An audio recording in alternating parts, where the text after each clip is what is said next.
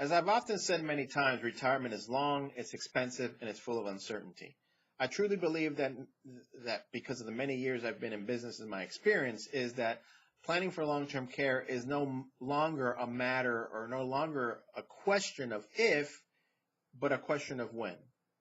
If you have purchased a long-term care policy in the past, for the most part, the premiums have stayed steady, but depending on your policy, many of you have gotten letters of a premium increase. And obviously, a decision has to be made. Now, you're receiving these letters for two reasons. First, over the many years, the insurance companies did not properly calculate the risk and mispriced the policy to the consumer. Okay, so obviously they have to increase their premiums going forward. Secondly, insurance companies are the same as you and I and are living within a low interest rate environment, which affects their capital reserves. So if you get this letter, what do? Well, your first choice is to say, I'm canceling my policy. And sure, that is a choice. However, understand that your out-of-pocket expense will be far greater than the premiums that you will pay in your policy. The other problem it has is that if you pay out of pocket, it has the possibility of dwindling your assets to the point that it leaves your spouse at risk. Yes, remember, your spouse at risk. All right? But if you want to cancel your policy, here's a test that you have to do before you do so. I want you or your spouse to lie down on the ground flat.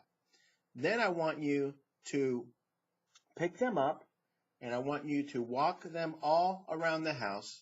And I even want you to go outside and put them in the car and out of the car, and then carry them back into the house.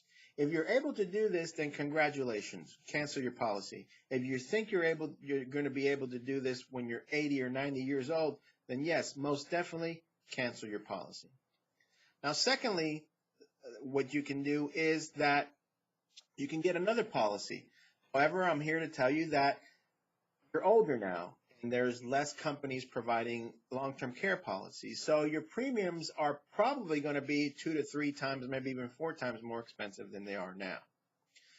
Third is, and probably the best option, is that you can adjust the benefits. When you bought the policy, your policy came with either riders or elimination periods, amount of years that they're going to pay, and so on. And depending on the policy, it came with different benefits. Now, you can play with those. You can obviously adjust them down to lower your premiums, and you can probably play with them enough that it's not going to be that much of a sacrifice to you or risk on your part to have lower benefits.